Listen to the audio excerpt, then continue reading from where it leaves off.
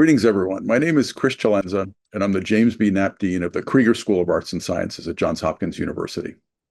Hi, everyone. My name is Bill Egginton. I'm the director of the Alexander Grass Humanities Institute, also of the Krieger School of Johns Hopkins.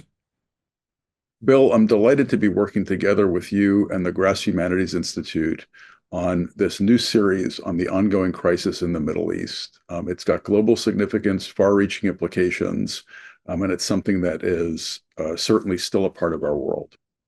I am too, Chris. This has been something we've been working on together for several months and really in conjunction with a very dedicated team of faculty who've been thinking deeply about the implications of the crisis in the Middle East and their roots, but also what it means for college campuses and for education and for communities of learning. And in this dialogue and in the others in the series, I think what we'll see is something we value in an academic context, which is people bringing evidence and argument and reflecting different positions in the context of the same conversation. I think that's exactly right.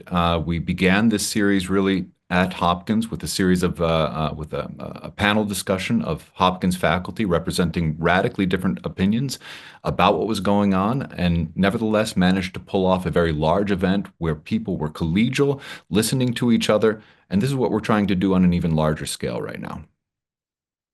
That's right, Bill. Well, to close then, why don't we jointly thank the speakers, the moderators, and the viewers for contributing to this academic endeavor. And we hope that all of our viewers join the upcoming sessions and explore the complexities of this pressing issue. I agree. Thank you, Chris. Good afternoon, or evening, as the case may be, or night, as it is for one of my panelists. Thank you so much for joining us today.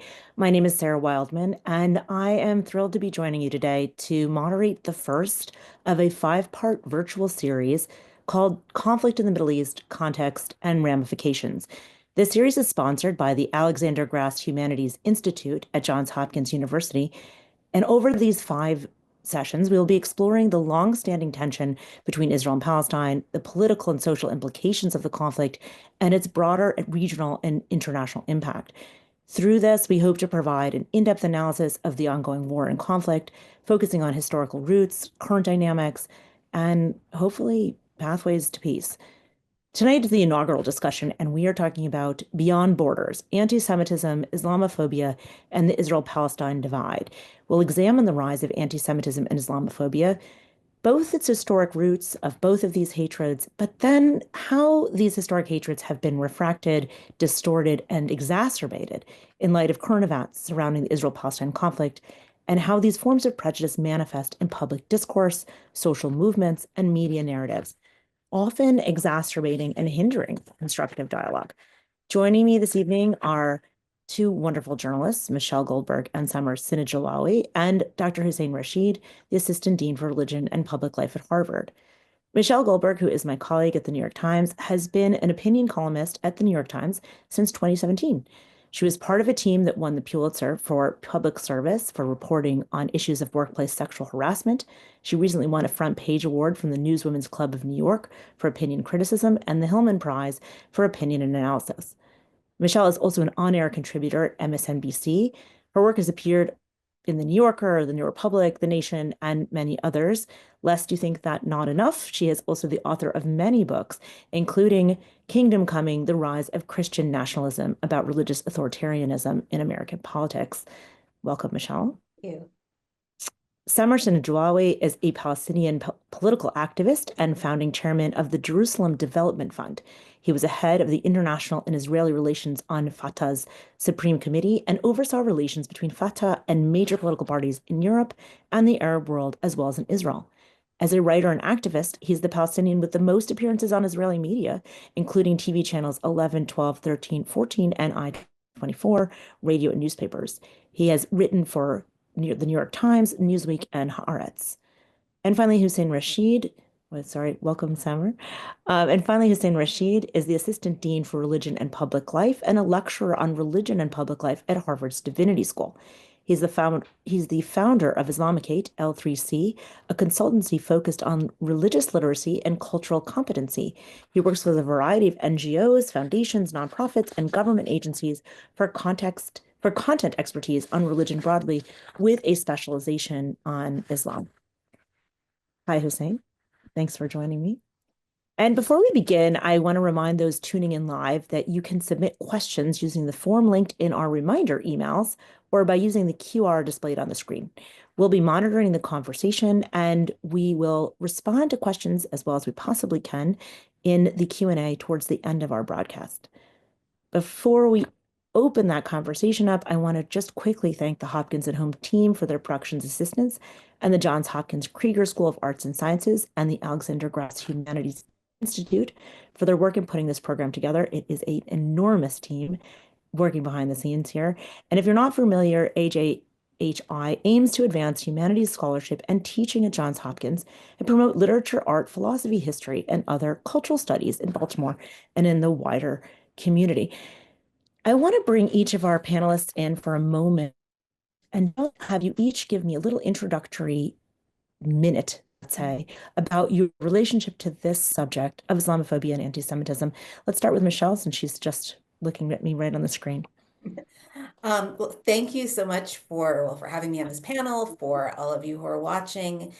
And so I have been writing about anti-Semitism for many years, often in conjunction with my work on the far right, which goes back many years. I mean, my book, Kingdom Coming, I believe came out in 2006.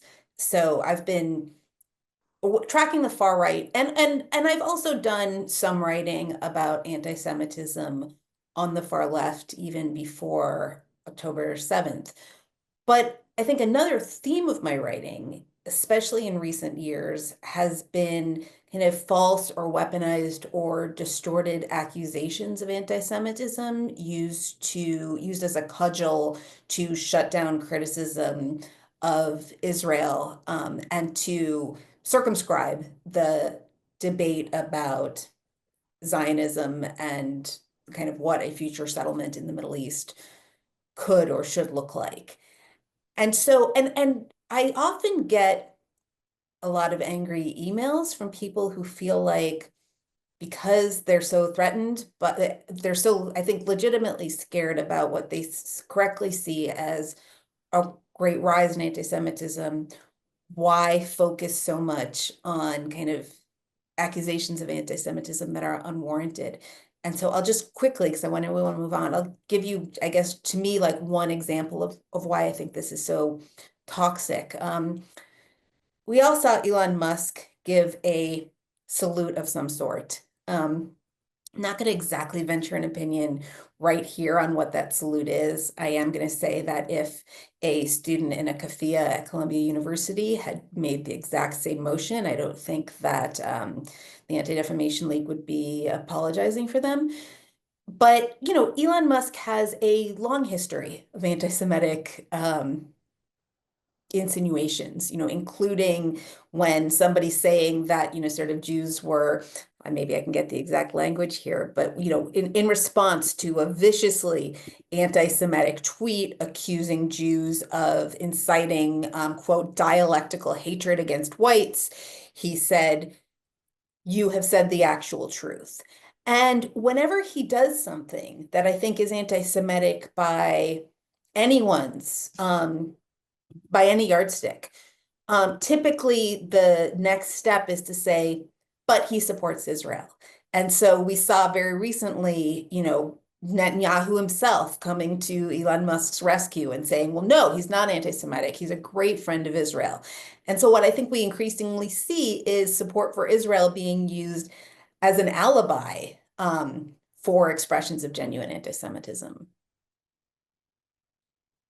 So there's a lot to unpack in what Michelle just brought to us here. And I think we will get to some of these questions of where anti-Semitism and anti-Zionism intersect, intertwine, and where they can be separated. But before we do that, let's go to Samer in Jerusalem. You're in Jerusalem, correct? Or where are you? Yes. Okay. And I hope you can introduce yourself and your relationship to this material from the region. Well, I'm a Palestinian Muslim who was born in the old city, and I began my political life very early at the age of 14. So I started, you know, getting engaged into issues that are related to anti-Semitism, especially when I started traveling to the USA, because as a matter of fact, these kind of terms are more obvious and dominating the political scene more in USA than anywhere else. So here in the middle of the conflict, we don't really relate things to anti-Semitism or Islamophobia. We do see things in a different way. But anyhow, I learned something that maybe it's better to not to try to dig into a deep definition of these phenomena, to stick to the basis, to see that these the best definition for anti-Semitism and Islamophobia is to see them as racism against religious groups. Simply, in a way or another, they have developed into 50 shades of definitions. You can see political and academic definitions. You can see liberal and conservative definitions. You can see left and right definitions to the same terms, but the more you try to get into details, the more you get lost.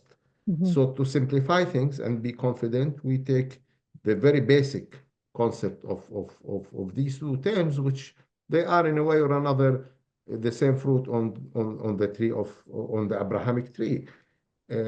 Sometimes I try to look at anti-Semitism, whether it could have been seen as more as anti-Jewism, which fits more to the actual use of the term. Anyhow, during this webinar, I'll try to speak about some applications and maybe to compare a little bit between how they are seen in the Middle East, inside the conflict, and how they are seen outside the conflict in the USA. Thank you so much. And Hussein, let's turn to you. Thanks so much, Sarah. I would just want to echo your thanks to all the teams at Johns Hopkins, the panelists, the audiences here. I do need to start off by saying that I have been identified by my position at Harvard, which is true, but I am not speaking on behalf of Harvard. I am required to say this, but I'm speaking on behalf of Harvard, and I'm not representing any position that should be considered official Harvard position. So to get to the question about how I come into this work, I'm a born and bred New Yorker. I grew up in New York in the 70s and 80s. The 90s, if you ask my mom, I was still a kid in my 20s. But 70s and 80s, I grew up in New York, which, an incredibly diverse environment, religiously, racially, class-wise. And one of the things I grew up with was an awareness of difference and how certain differences are punished and disciplined in American society. Whether that's because you're part of a marginalized religious group, a marginalized racial group, you are lower class, and connection and community was a way for us to support and survive and thrive together. And I brought that in as I went through my academic career. My work is on religion in American popular culture, and realizing that if you take this through a lens of religious literacy, a lot of misrepresentations of marginalized religious groups, or even dominant religious groups, come through not actually understanding how religion is and how it functions. And so as I got more and more into thinking about positive representations of Muslims, realizing the work that had been put in by Black communities, by Jewish communities, prior to the large number of arrivals post-1965 of Muslim immigrants to this country.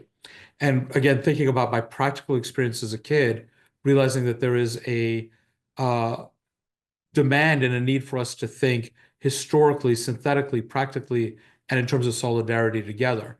So as I engage with Islamophobia, it is unfair and impractical for me to only think about Islamophobia, but to really also have to engage with anti-Black bias, with homophobia, with anti-Semitism, with classism, and understand these as part of the spectrum of the same sort of domination and control system that operates against multiple marginalized communities in the United States.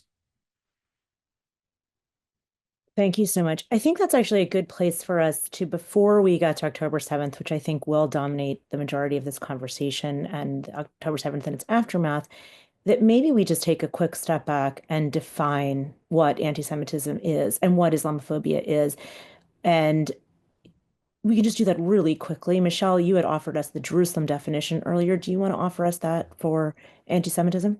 Sure. So, again, I'm obviously not equipped to define something as sweeping and multifaceted as anti-Semitism, but for the purposes of this discussion, and I think for my own thinking, the definition that I find most useful comes out of something called the Jerusalem Declaration, which is about 25 years old, a group of scholars who came up with this definition.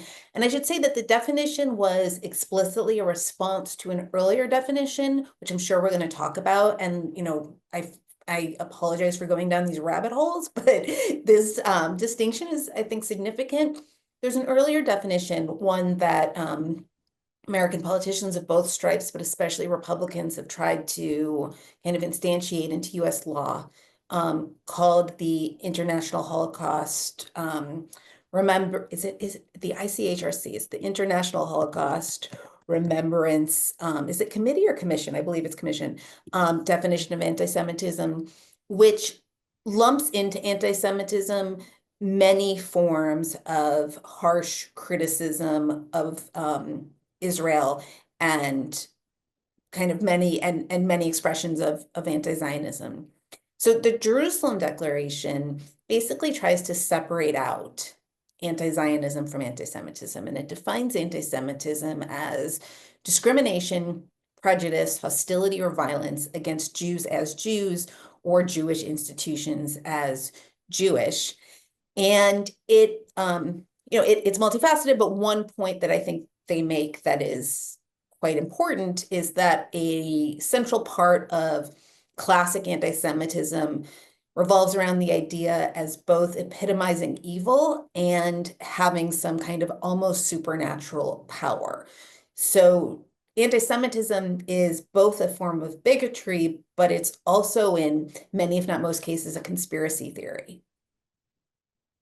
The conspiracy theory is where I think we should tee off, and I'm going to turn to Hussein before we bring Summer back in and look at an incident from 2018, the Tree of Life shooting, in which 11 people lost their lives, 7 more were injured, radically altered security at synagogues across the country, which had already been ratcheted up.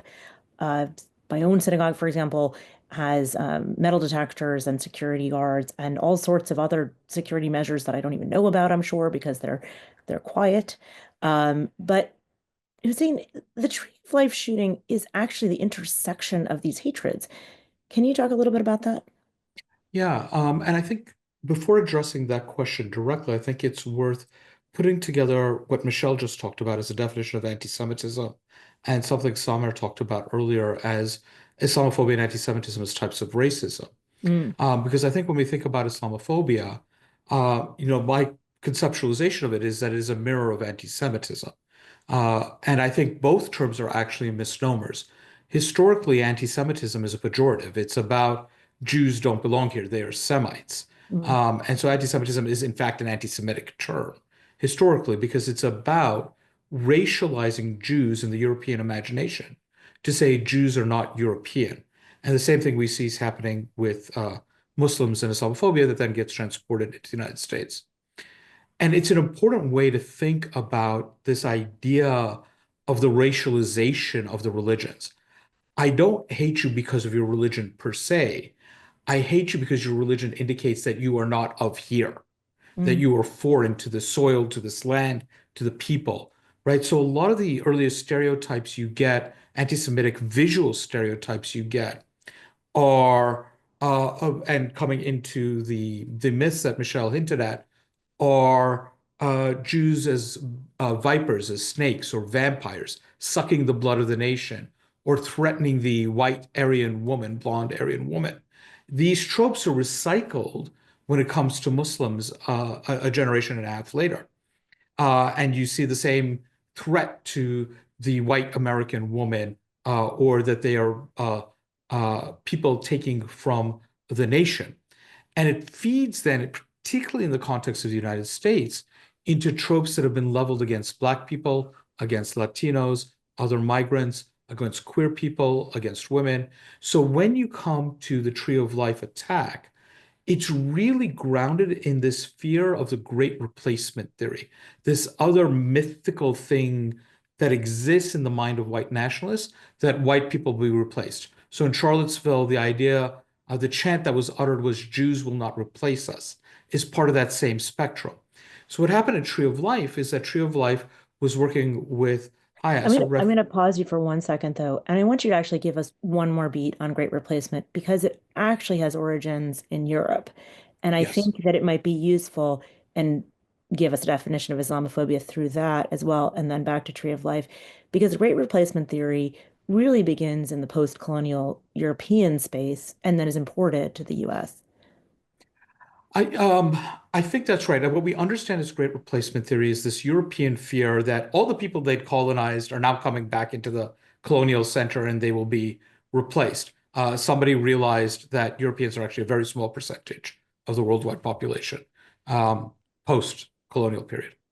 But is this idea that between birth rates, immigration, higher birth rates amongst immigrants, immigration and lower birth rates against Caucasian Europeans, that the white race would be replaced in Europe. It does come to the United States from Europe, but the United States has its own long history of fear, particularly post-Civil War, about replacements, white replacement of through Black population growth. And this has been an ongoing thing. And to Michelle's earlier point about Musk, he has been a great proponent of the great replacement theory and of what is now emerging or has emerged as a pro-natalist movement where white men should be having as many babies as possible in order to counter this replacement.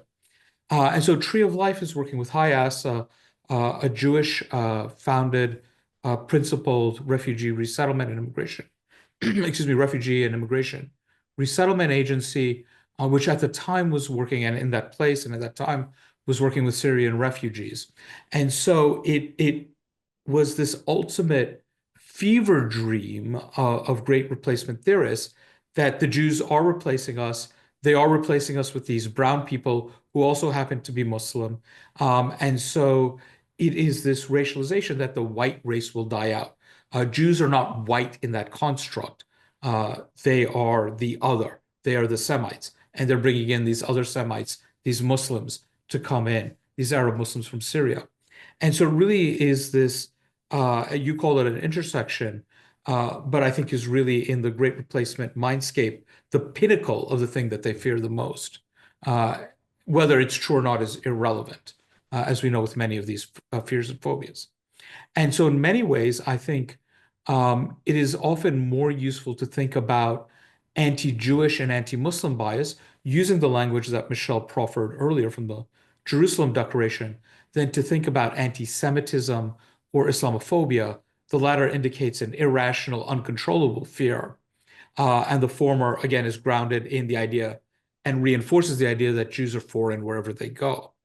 And I think it already starts approaching how we see violence committed against these communities, because we tend to think about direct violence. We tend to think about Tree of Life as the marker of anti-Semitism. And it is an important marker. I'm not denying it's anti-Semitic. It is an important marker.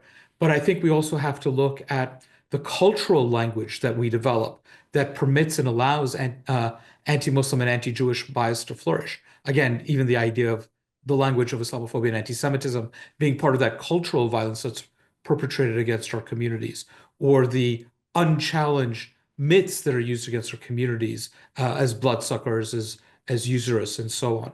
And then, of course, the structural questions. Who's allowed to immigrate here? When are they allowed to immigrate? Who's punished for what crimes? What are the differential treatments that we are given structurally through legal and social channels? We have been pretty rooted in diaspora, and I want to make sure we bring Summer in. Summer, in November's Atlantic Monthly, you wrote, "You've often thought of the conflict as having DNA. The need for security is one strand, and the other is a desire for dignity. This did not require any special education for me," you wrote. "It comes with the reality of being a Palestinian." You went on to discuss a plan for a two-state solution you've worked on with former Israeli Prime Minister Ehud Olmert. I'm wondering how you see that plan as having an impact or potentially having an impact or a solution towards anti-Jewish or anti-Muslim bias globally. Well, I would like a little bit to refer to what Hussein and Michel Okay. has mentioned, that the phenomena of racism, anti-Semitism, and Islamophobia, it started in the long history of Europe under a culture of Christian religious environment, where Europe, at a certain point of its history, looked at Jews and have seen them as the enemy from inside, and at the same time looked at Muslims and have seen them as the enemies from outside. But this kind of phenomena has developed recently in relation to the Palestinian-Israeli conflict, especially in USA, to be used in a political way, where anti-Semitism has been used somehow to try to restrict any criticism against Israel, and Islamophobia has been used somehow to try to eliminate any presence and influence of Muslim figures in American politics like Ilhan Omar and others. We don't want to simplify things, but in a way or another, this has been somehow the direction. And at the time that there was a lot of attention that was given to anti-Semitism, which is very important, like appointing envoys for anti-Semitism. There hasn't been the same attention to Islamophobia. We have, if I'm not mistaken, we have never seen an envoy for Islamophobia in American politics. We have seen a lot of legislation that persecute any kind of anti-Semitism, but at the same time, there was much more less legislation that persecute any kind of Islamophobia. So in a way, both same phenomena of racism has been treated differently in our practical political life. Now, we come back to the conflict where I come. And as I mentioned, I was born as a Muslim Palestinian who went, for example, to a Christian school. And before the first Intifada, when I started developing my political identity, I have never felt that there are some hatred or differences between me and the others, whether the others are Christian and Jews. It was part of my identity to walk every morning in my city and see Jews going to their synagogues, Christian going to their churches, Muslim going to their mosque. I felt that this is my identity. When the first Intifada erupted, suddenly something has invaded me from inside. Suddenly, what I have seen as part of my identity started changing into the DNA of the conflict. It's us or them. They are uh, on the other side of the conflict in their jeeps, in their tanks, and we are on this side of the conflict under our kaviyas. In the kind of dynamics of this conflict is not really rooted into religious hatred or racism. It's more rooted into the kind of uh, uh, having Israel implementing a system that does not guarantee rights for Palestinians. And this can take us somewhere into the discussion of whether any criticism to this kind of system should be taken as anti-Semitism or should be allowed if it is objectively on certain practices and certain political systems that is governing the relation between Israelis and Palestinians. I've spoken in that article in the Atlantic, and by the way, I've learned that it has got around 1.2 million readers from the publisher, which shows that sometimes when you start looking into this conflict in a different way. And I realized through my long history of engagement with Israelis, I am a Palestinian that started talking to the Israelis at the age of 15 because simply I was imprisoned and I was talking to my guard. But then in my political life, I was in charge always into dialogue within the framework of the peace process. And I started learning more about the other side, the Israelis, the Jews. I realized that if we are not able to understand this conflict from the eyes of the others, we will not be able to find a way out of this conflict. Uh, and here, I realized also that the basic needs of the Israelis is security. Security is not some kind of propaganda. Security is a real fear in the hearts of the Israelis, and it comes from the shades of Holocaust. It comes from the long history of anti-Semitism, and it has a lot of weight over the collective memory of the Israelis and the Jewish people, something that most of the Palestinians don't realize.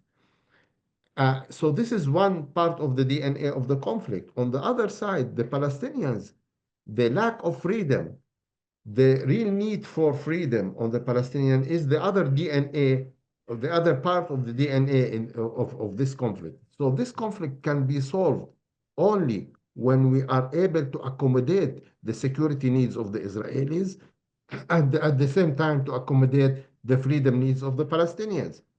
The only way that I can see this happening is a two-state solution. Because if we, especially after the 7th of October, it has been proven that this conflict cannot be managed. The option of managing the conflict has come to a point that it has been proven wrong. The only way to treat this conflict is to end this conflict. And I don't see any other way of ending the conflict than the two-state solution, because if we get out from the table the two-state solution, what is left there? A one-state reality? The one-state reality will prevent the basic need of the Jewish people to have his right to exist in his own Jewish state. And the only way to exist in a Jewish democratic state is to separate from millions of Palestinians. So this is the only solution, the only real game on town. Nothing else can really help us to exit this complicated conflict.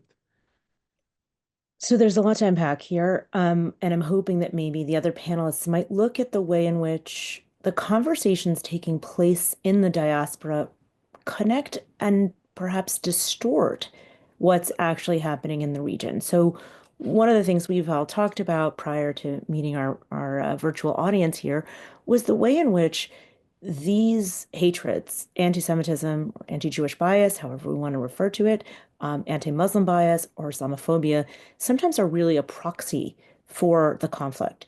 And they change and morph in the diaspora, and they aren't necessarily connecting to issues on the ground. I wonder, I mean, I want to throw this open to either Michelle or Hussein to kind of look at this question, because Samer's offering sort of practical responses. And yet what's taking place in the United States and also in Europe are sometimes attacks. Let's say when it's a physical attack on a community, there was an arson attack on a synagogue in Australia a few weeks ago. There were Palestinian students who were shot in Vermont early in the most recent war. When these things happen, they're not actually fronts of this security question or this question of a two-state solution. They're a proxy conversation that exacerbate and take this hatred in a different direction. And I wonder if either one of you want to take on what it means when these proxy battles take place. I mean, there's a lot to say about this, obviously, but one thing that I would say is that I think that, obviously there is anti-Semitism. You just talked about the vandalism in Australia, or the arson in Australia. There's been, there's a lot of violence ostensibly in the name of this conflict that is really just kind of anti-Semitic violence. But at the same time, the frame of anti-Semitism can be used to obfuscate what Samer was talking about, because it makes it seem as if the only motive for Palestinian resistance can only be sort of implacable Jew hatred. And it makes it seem as if there is, sort of no, it makes it easy, I think, to both dismiss the entire Palestinian narrative, but also to just sort of hand wave away the actual reality of life in, I mean, not just the kind of horrific, slaughter and destruction that we've seen in Gaza, but also just the everyday lack of freedom and oppression that you see in the West Bank, a kind of a lack of freedom that most Americans would find intolerable for a day or two, never mind decades. And so it means that people don't have to engage with that, because they can just say, well, sort of, they can just kind of dismiss all criticism of Israel and the occupation as part of this millennia-old story of anti-Jewish animus, and it allows for an abstraction. I mean, whenever I talk to people who are very hostile to the Palestinian cause, I sometimes will say to them, and forgive me for trying to send them your way, but I will sometimes say to them, I understand that, like, I'm not going to convince you, right? Nothing I say to you, you're not going to believe what I say to you. You're not going to believe what I've seen. But I'll sometimes say, I beg you, if you're in Israel, I beg you just to take a trip, go see for yourself. Don't listen to me. Go see for yourself Hebron, go see for yourself the checkpoints, because, in some ways that I think is a very radicalizing experience for a lot of people when they finally see it. It's almost like the inverse of what sometimes right-wingers describe as the red pill moment, when you suddenly think to yourself, oh my God, so much of the kind of accepted narrative that I've heard that, about these kind of issues of great concern is just not true. But what makes it, I think, impossible, again, for the truth, or at least one truth about the situation on the ground, to break through, are all of these sort of thought-terminating cliches about, well, why is it that it's only the Jewish state that comes in for so much criticism and the like? Before I turn to Hussein with a question, I want to remind our audience that if you can use the link in your email or the QR code that apparently just appeared on your screen to leave us questions, we'll be opening it up to questions in about 10 minutes.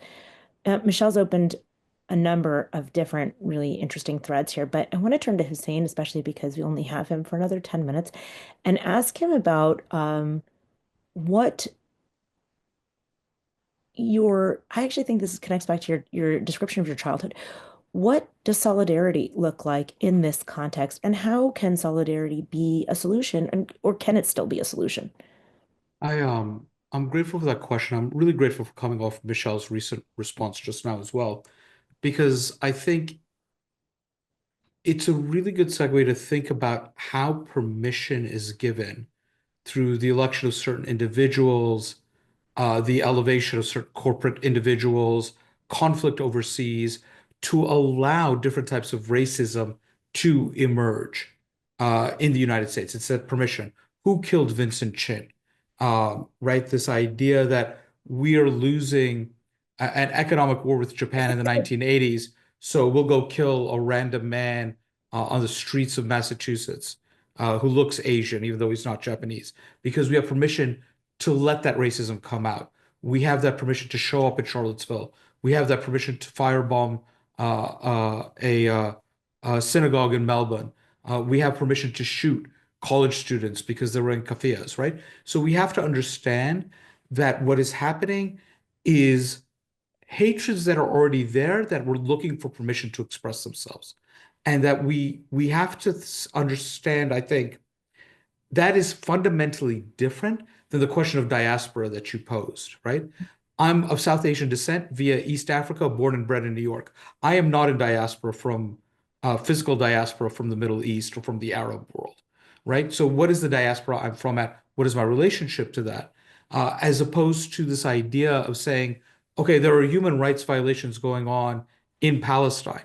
People say, well, why are you only picking on Palestine? Well, actually, I've also talked about and written about human rights abuses in Saudi Arabia and in Sudan, right? Like if you're committed to human rights, you're committed to human rights.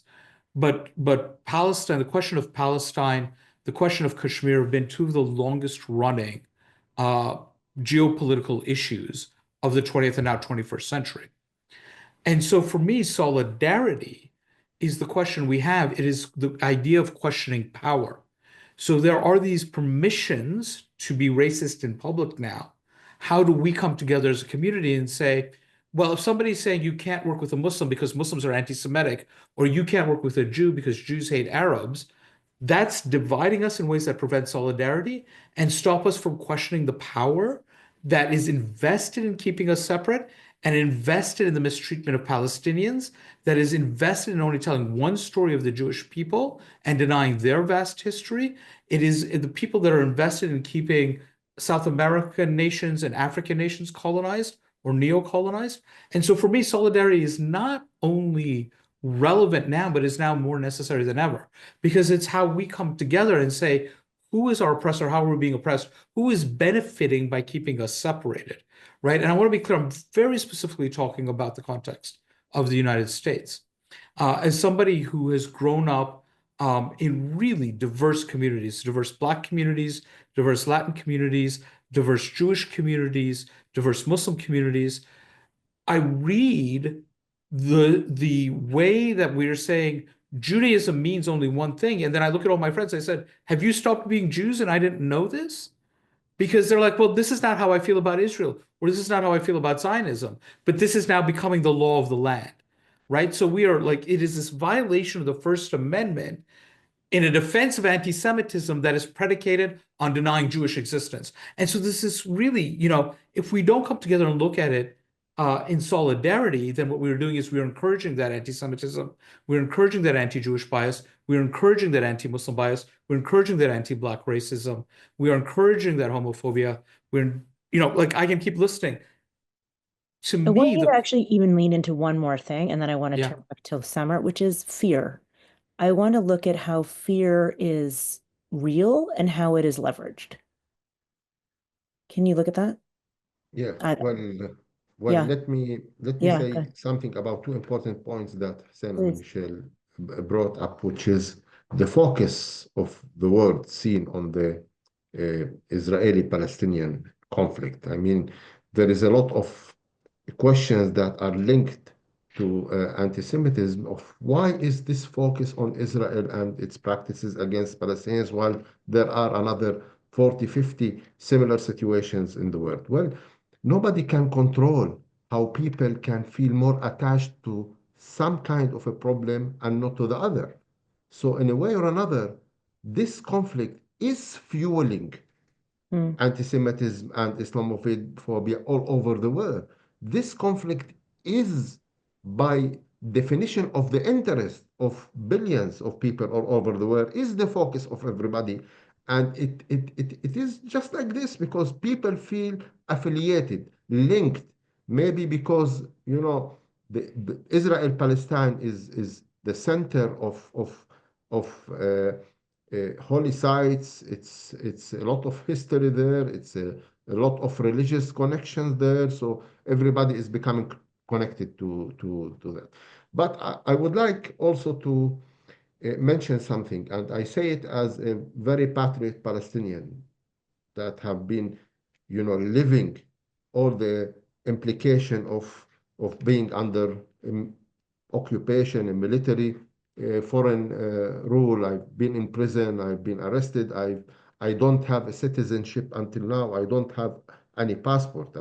I have a status of being a resident in my own city, but I am not a citizen of any state. So at the time that we are in an era where every human being have the right to be at least a citizen of one state.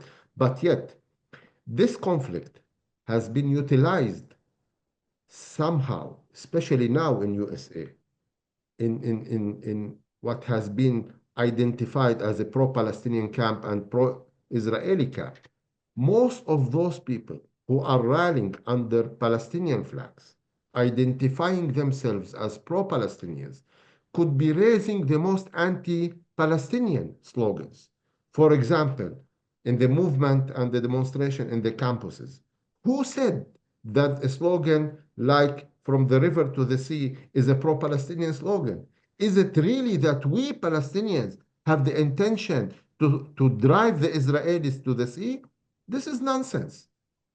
And sometimes, at the same time, most of those who are rallying under Israeli flag and identify themselves as pro-Israeli, they could be the most anti-Israelis without them knowing, especially if they raise slogans like they need to continue the war and under different kind of slogans. The only pro-Palestinian, pro-Israeli slogan that needs to be used is ending the war, releasing the hostages, and going into path of political solution for this conflict. I don't see any other slogan that really can serve the best interest of Palestinians and Israelis together. From here, I started realizing as a Palestinian that maybe it is not necessary that we Palestinians identify Israelis as our enemy. Maybe we don't need to work or build up strategies to try to defeat the Israelis. Our real enemy is the fear inside the Israelis.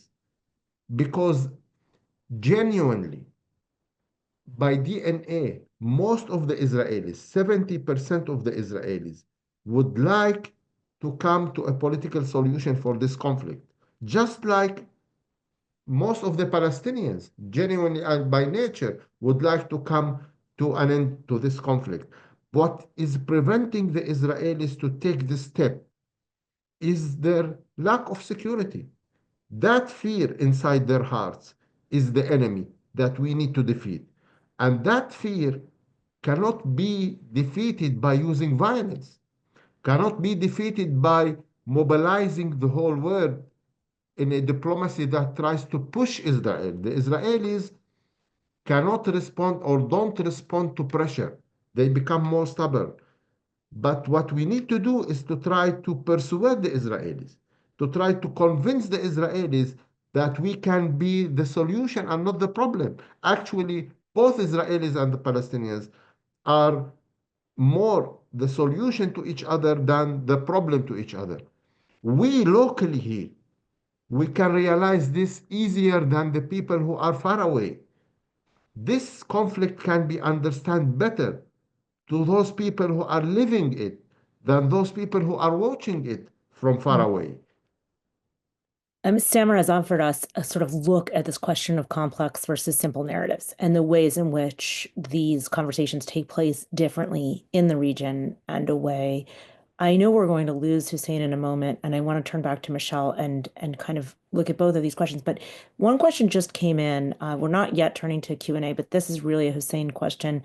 So I want to throw it to you before you leave us, which is from the audience. And it says, in what ways can interfaith and cross-cultural initiatives help bridge divides and promote mutual understanding between Jewish and Muslim communities in the context of the ongoing conflict? I think I'm deeply appreciative of this question because I think the conflict, that is the Israeli-Palestinian conflict, is often framed as a religious conflict. And I will not deny that for some stakeholders, for some people in this conflict, it is a religious conflict. But as Samer mentioned, he went to a Christian school. Where are the Christians in this conflict, in this discussion? If we frame it only as Muslim and Jewish, we ignore what Palestine was and is. And we can't frame it that way. The people who are most invested in peacemaking, as I understand it from a distance, and Samer, please correct me, are not framing this for the most part on questions of the Holy Land, in that this is only my Holy Land and you must be wiped from it, but are trying to think through how do we share a land that is held holy by multiple people, right? So still understanding that it is territory that must be shared. And so I lead into that in that I think thinking about this as an interfaith only solution is deeply problematic. At the same time, I think questions of religious peacemaking are also integral to this because questions of religious war making have entered into the conversation. In the context of the United States, I think a lot of interfaith conversations begin and end with breaking bread. I've met somebody who's of a different religion than me. We've shared a meal. We will host a Seder at the mosque and an iftar at the synagogue, and we're all good. And then when crisis happens, everybody's like, oh, we don't really know each other at all. And one of the things that I think I've learned over my years is that the best relationships I've had are the ones where we have learned to disagree before our friendship needed to depend on agreement, because that gave us the space to really work through. And I think October 7th was a great case in point. Literally, many of my friends stopped talking to me because they didn't know how to feel about the fact that I was going out and saying, this will result, that is October 7th, is a horrible event, and it will result in disproportionate action against Palestinians.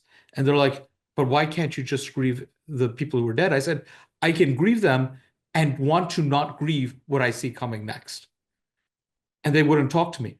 But then over the months, they came back and they said, I understand, but I needed that space to heal. But because we had that relationship, we could give each other that trust and space.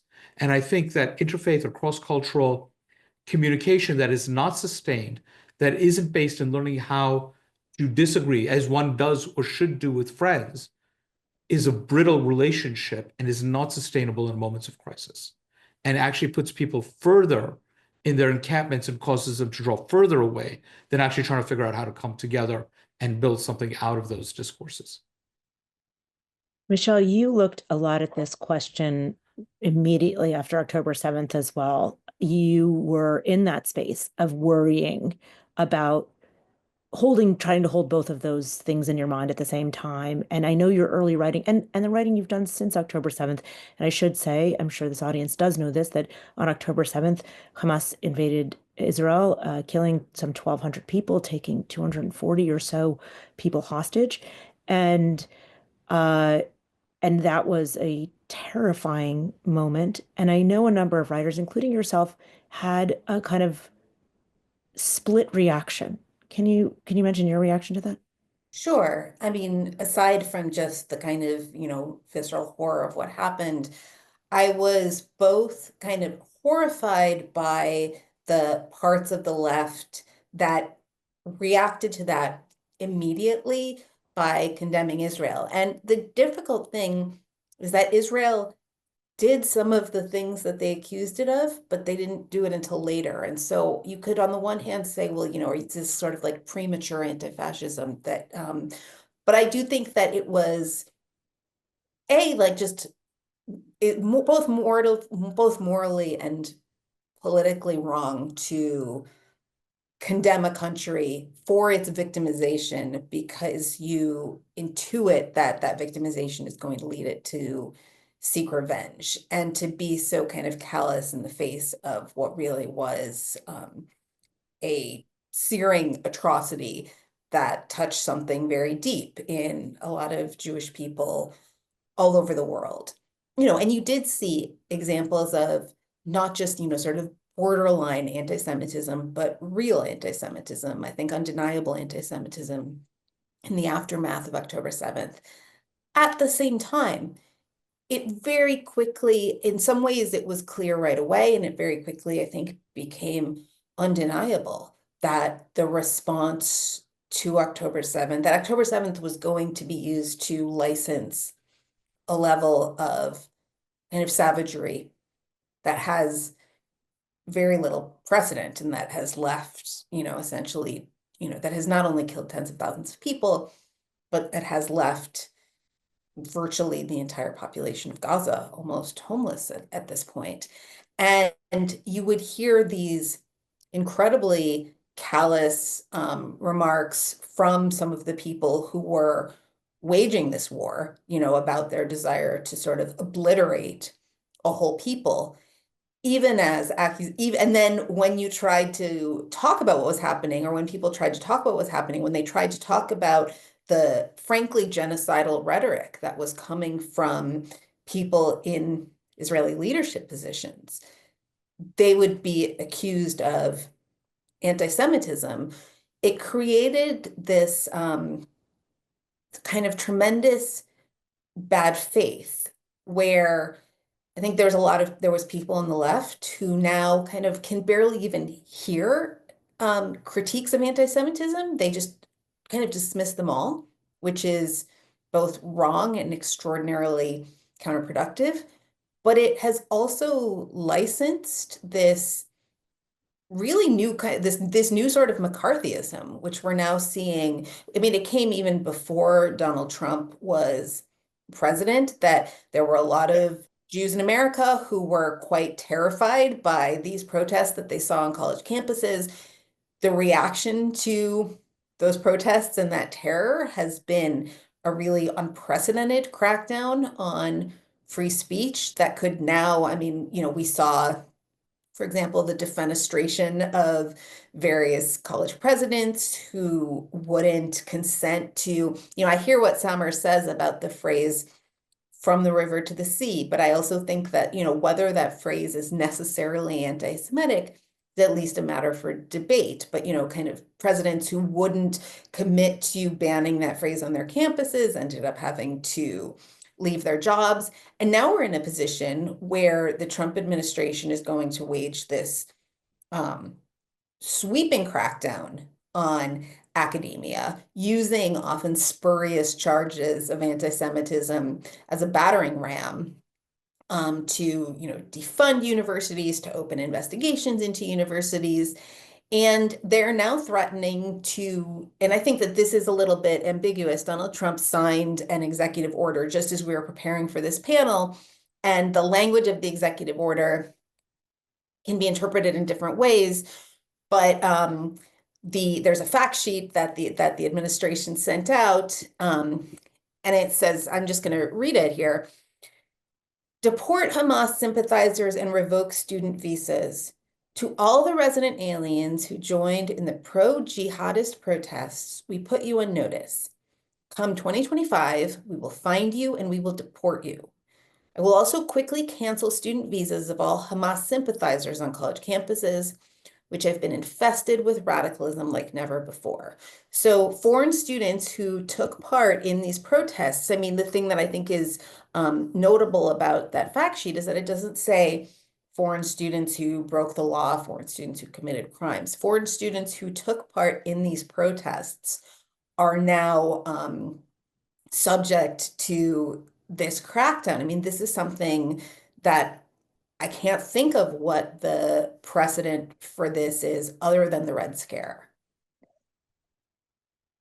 I want to first acknowledge that Hussein Rashid had to run. He had a hard stop at 6:55, and he has left, but he has been an amazing part of this panel and incredibly helpful for understanding the kind of global picture of this. Michelle, you've brought up several things. One is, and I'm very appreciative of you doing that, acknowledging the absolute atrocity that was October 7th and really struggling with how the left responded to it in the immediate aftermath and then throughout. There has been an inability to sort of see this just on its own without constantly kind of looking to contextualize and then turning to this new executive order, which we're all sort of parsing. We have now opened things up to questions, and there's so much that Michelle just said that we should unpack, but I do want to bring in Samer because this is very much a question for you. One of our audience members actually asked, what qualities and commitments would future leaders of both an Israeli and a Palestinian state, or two states, one Israeli, one Palestinian, need to embody to ensure long-term peace, stability, and cooperation, and what structural or political challenges might prevent such leaders from emerging? I know you have often called for new leadership on the Palestinian side, and I wonder if you want to address that. Well, I think if we want to find an exit out of this conflict, we both Israelis and Palestinians need to change our way of thinking, and we need to change our leaders. We need to start with basic. Let's look in the roots of this conflict. Currently, this conflict is about two narratives who are fighting each other. But if we look at these two narratives, the Palestinian narrative, the Israeli narrative, and we do slight changes in this narrative, they might become one narrative that represent both of us. For example, if we Palestinians, and this is part of the change that should take place, and I believe that we Palestinians need to start the first steps in the change because we are under a sense of urgency more than the Israelis into ending this conflict. So we need to start setting an example for Israelis. I said that you cannot pressure the Israelis, but you can persuade them. And the first step is to stop lecturing them and start setting examples of how the change should be achieved. If we come as Palestinians and say, we recognize the historical rights of Jews in this land, the whole land, because as a matter of fact, there was always Jews in this land, and we cannot deny this historical fact. But as a reminder, we should remind the Israelis, the Jewish people, that they have never been alone in this land, that there has been always the others, and these others are us. So in a way or another, both are equally related to this land. If we are able to recognize this mutual history, this common history, we will be able easy to find the common future together. Second, the change that a new leadership must give a lot of priority is the fight against incitement and hatred. And incitement and hatred is a common practice on both sides. It is a phenomena that exists on both sides. It's not something that is exclusive for Palestinians. Yes, we might have some issues in our academic system. We might have some issues on some literature in the school books. But also, incitement and hatred is present, maybe not in the teaching books in Israel, but in the environment and the classroom discussion.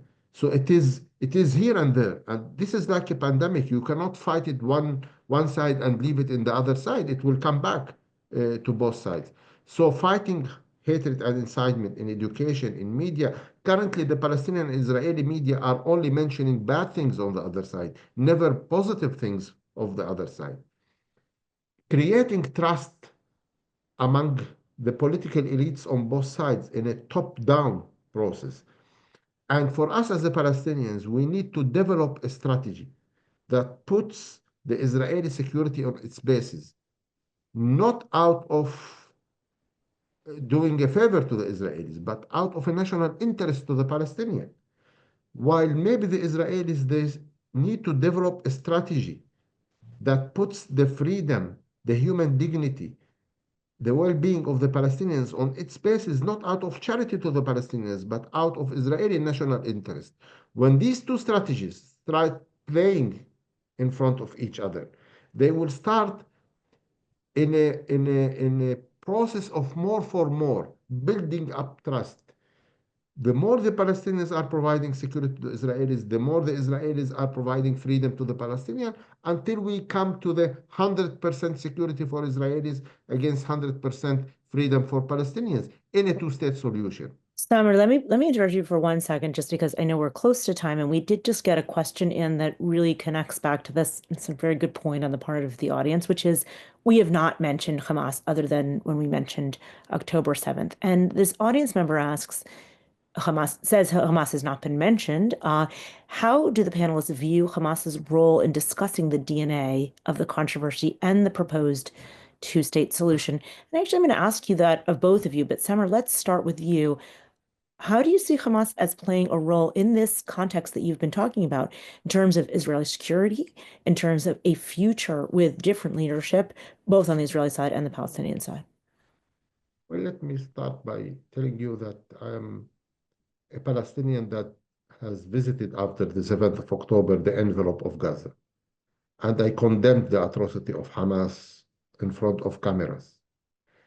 Because at that moment, I felt that somebody needs to defend or to stop a moral collapse that might be attributed in history against my own people. And I felt the obligation that I need to go there and condemn the atrocities of the 7th of October, regardless what's happening in Gaza at that time. I was only 1 kilometer away from Gaza, and I can see and hear the war, but I didn't want to give my to have a look and see what's happening there and have a comment. I left to what's happening in Gaza to an Israeli to come and say whether this was acceptable or not. I started my political life thinking that we are the good guys, they are the bad guys. And then later, after knowing the Israelis and started talking to them, I've had the feeling that they have good guys, we have bad guys. On the 7th of October and during the war afterwards, it has been proven that this conflict has damaged our morality. We are both ugly. What we have done to each other, we started believing that everything is permissible. I can do whatever I want to the other side. Coming to Hamas, whatever we do, there will always be inside the Palestinian society and inside the Israeli society some extremists that are part of our political life. What should be done is that the mainstream, which is the 70% of Palestinians, should keep these extremists on the side and control them, not the opposite. The same thing should happen in Israel. Currently, Hamas, which is a minority in the way that Palestinians think, are controlling the scene because of the weakness of leadership from the moderate, non-radical camp inside the Palestinian political life.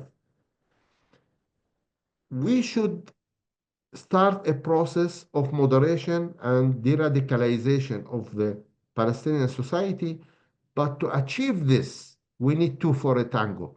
This project cannot succeed if there wasn't a partner in Israel that is ready to do steps that will bring confidence inside the Palestinians that the Israelis are not trying to deport them, transfer them.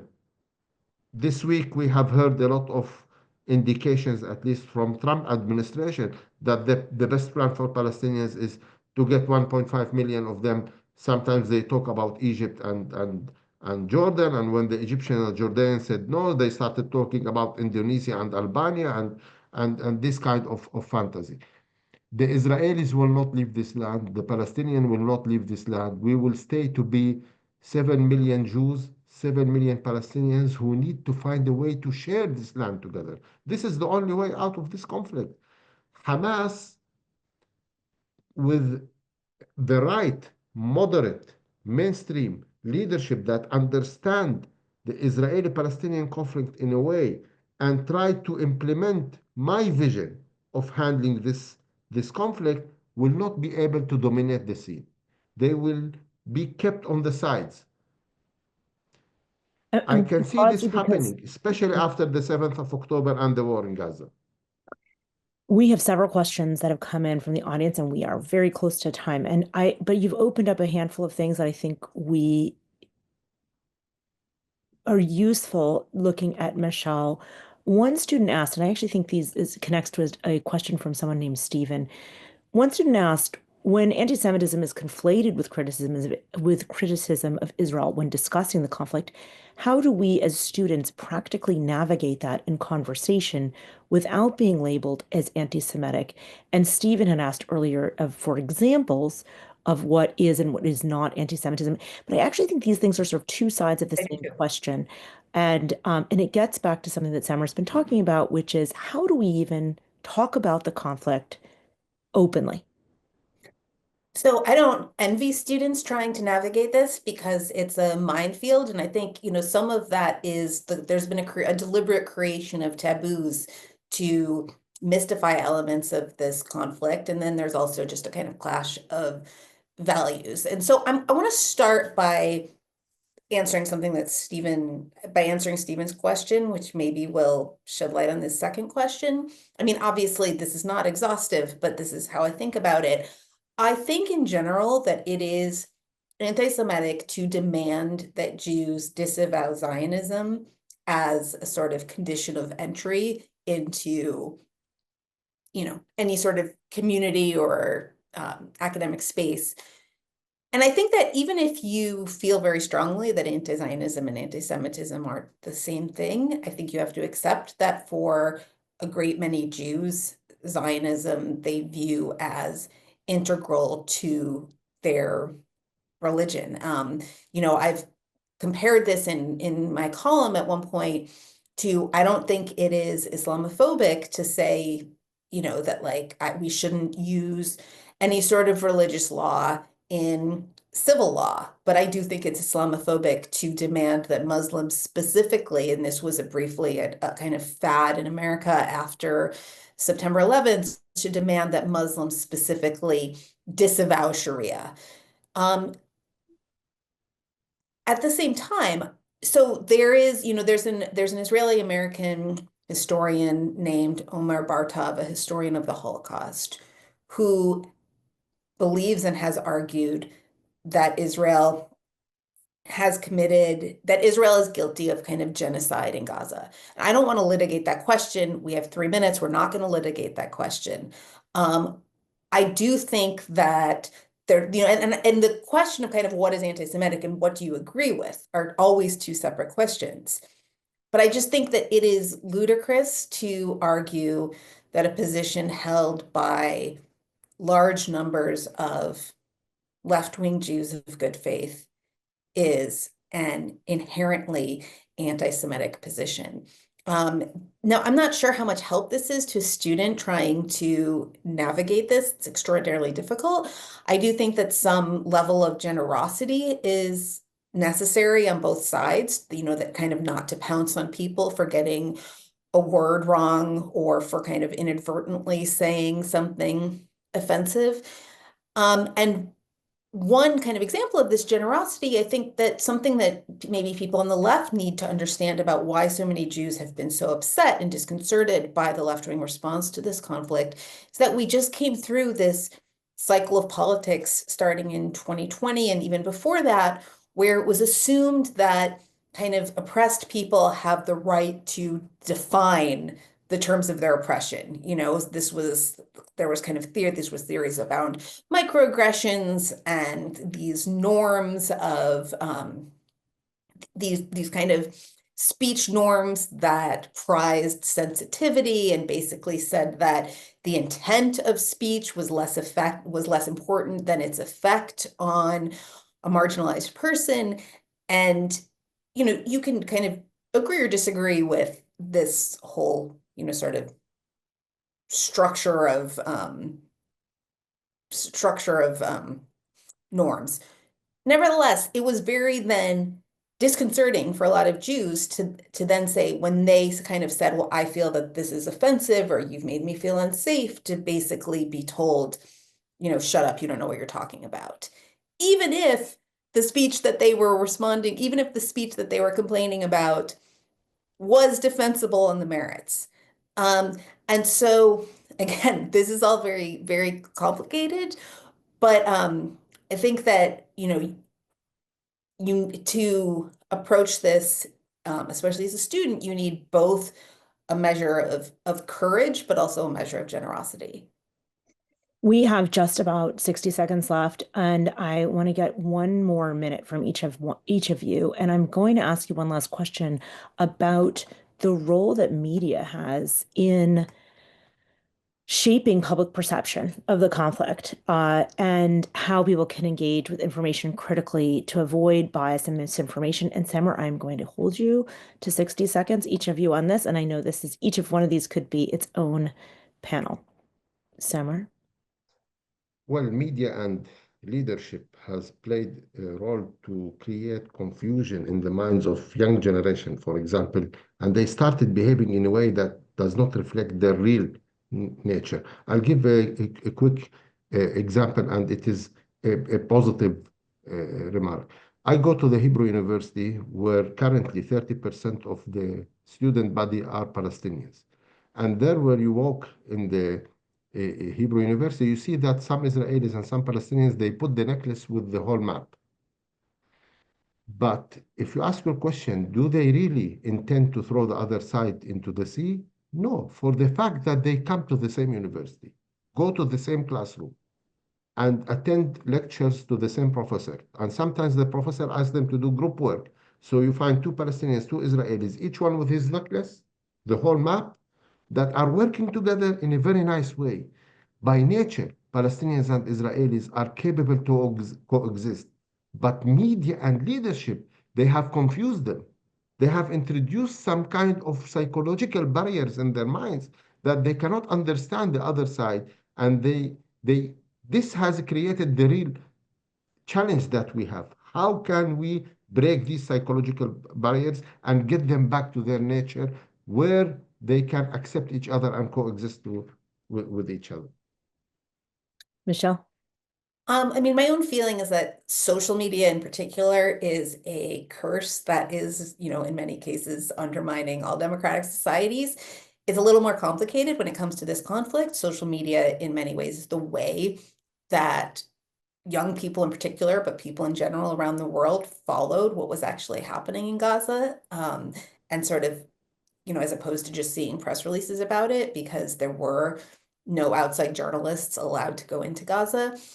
At the same time, I just think that there needs to be a huge amount of skepticism about, because I think this is, I actually don't usually like to say both sides in this conflict, but in this case, I think both sides are very good at kind of totally decontextualized, inflammatory propaganda. And, I'm not sure, I don't think anybody knows how to pull our way back from that, but it's a kind of problem. It's something that we have to figure out, not just in this conflict, but I think in our politics more broadly.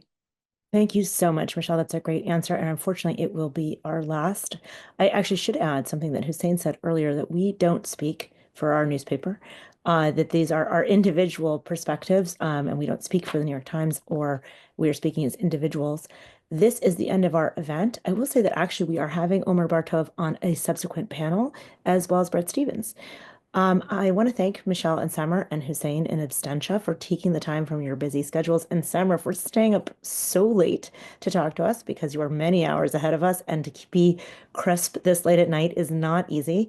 I don't envy you. But this has been extremely enlightening. I feel like we could have spoken for another hour. I want to thank everyone who tuned in to listen.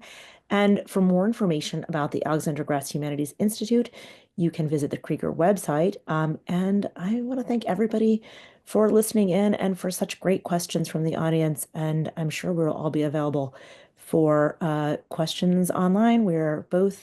All of us are very available in the interwebs, for better or worse. Thank you so much, and we'll see you at the next event. Thank you. Thank you.